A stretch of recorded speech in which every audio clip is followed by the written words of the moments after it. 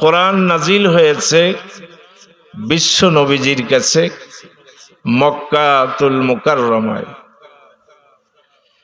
এজন্য সারা দুনিয়ার ভিতরে মক্কাতুল মুকাররমা, এই গোটা দুনিয়ার ভিতরে মক্কা শরীফকে, মক্কা নগরীকে সম্মানিত শহর বলা হয়েছে কোরআনের বরকতে। সকলে বলুন সুবহানাল্লাহ।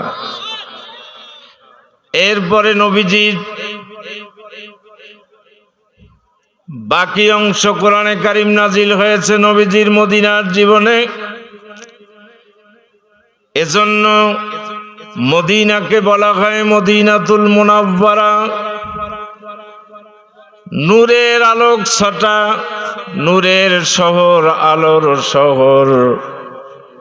একটা হলো সম্মানিত শহর আর একটা হলো আলোর শহর। আর যেই পাহাড়ের গুহায় সর্বপ্রথম 5 টুকরা আয়াত বিশ্ব নবীর কাছে আল্লাহ নাজিল করেছেন, এই পাহাড়ের নাম দেওয়া হয়েছে জাবালে নূর, আলোর পাহাড়। বলুন সুবহানাল্লাহ।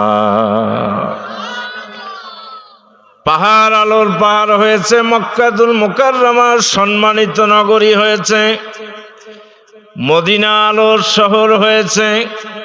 এজন্য আল্লাহর নবী বিশ্ব নবী সাল্লাল্লাহু আলাইহি সাল্লাম কসম করে বলেছেন, কোন ব্যক্তি যদি আখিরাতের মহামুক্তির ইলম অর্জন করার জন্য কোনো আলেমের দরবারে যায়, কোনো আলেমের কাছে যায়, কোনো মজলিসে যখন মাজালিসে যখন বসে, আল্লাহর পয়গম্বর বলেছেন সঙ্গে সঙ্গে আল্লাহ পাক তাকে 3000 প্রকার পুরস্কার দান করে দেন। বলেন সুবহানাল্লাহ।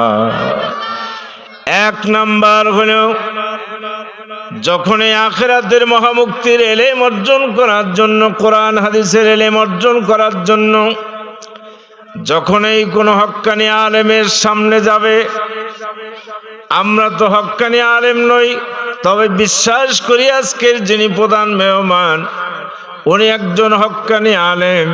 ওনার সামনে যখন আমরা বসবো, ওনার জবান থেকে কোরআন হাদিসের কথা যা শুনবো, আখিরাতের মহামুক্তির ইলম অর্জন করার জন্য যদি আমরা বসি, বসার সঙ্গে সঙ্গে আমার আল্লাহ ওয়াদা করেছেন আপনার জীবনের শুরু থেকে নিয়ে শেষ পর্যন্ত 1000 মানুষের ইমানদার ব্যক্তির জানাজা নামাজে যাওয়ার পরে, তার জানাজার পরে তার লাশ কবরে রেখে দাফন করে চলে আসলে যেই পরিমাণ সওয়াব আর নেকি হবে, সামান্য কিছু সময় কোরআন হাদিসের আলোচনার মজলিসে বসলে, আখিরাতের মহামুক্তির ইলমের মজলিসে বসলে আপনার 1000 ইমানদার মুমিন ব্যক্তির জানাজা নামাজে গিয়া জানাজার পরে দাফন করলে যেই পরিমাণ সওয়াব আর নেকি হবে, ওই পরিমাণ সওয়াব আর নেকি আল্লাহ তার আমল নামায় দিয়া দিবে। আর জোরে বলুন সুবহানাল্লাহ।